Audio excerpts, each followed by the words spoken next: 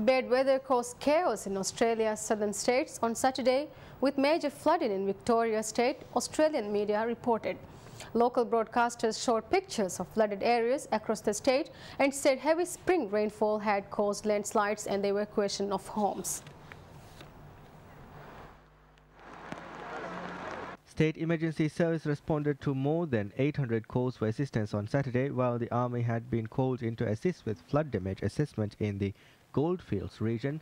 About 100 residents in the central town of Creswick were relocated to the local town hall after flash flooding.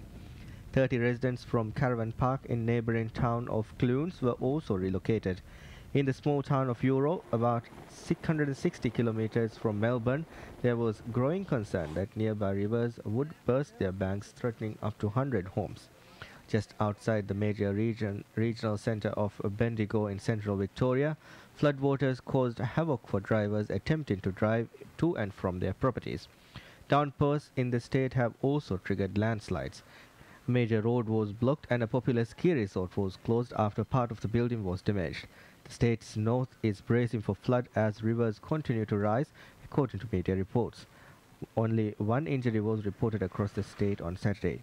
Flash flood warnings remain in place for all western, central and northern districts across Victoria State and are likely to continue until Sunday morning. A light aircraft carrying skydivers crashed in flames on Saturday near a popular tourist spot in New Zealand's southern Alps, killing 9 people, including 4 foreign tourists, police said.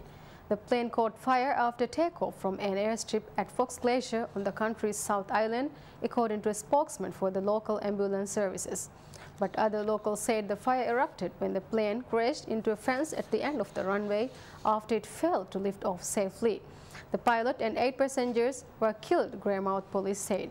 4 tourists from Ireland, England, Germany and Australia and 5 New Zealanders, including the pilot, were among the dead.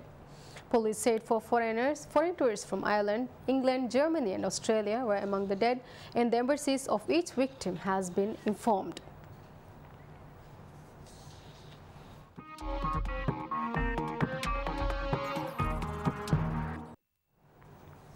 And tonight in business news, Harry Investment launches Passion, a new entertainment magazine targeted to young people.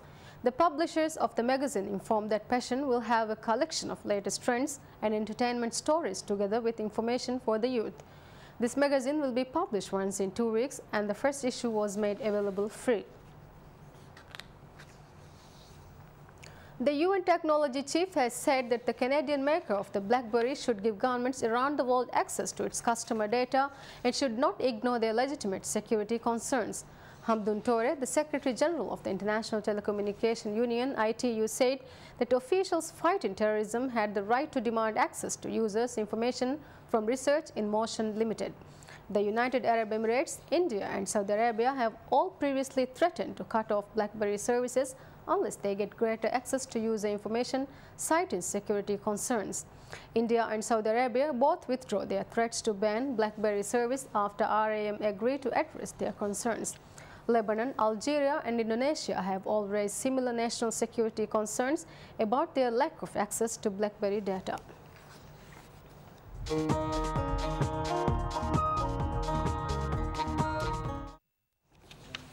And tonight in sports, Maldivian athletes selected for Delhi Commonwealth Games travel to India on a training tour. Mohammad Hamid, Hassan Saeed, Shifraz Mohammad, Hussein Inaz and Mirfat Ahmad are the athletes to represent Maldives in Commonwealth Games.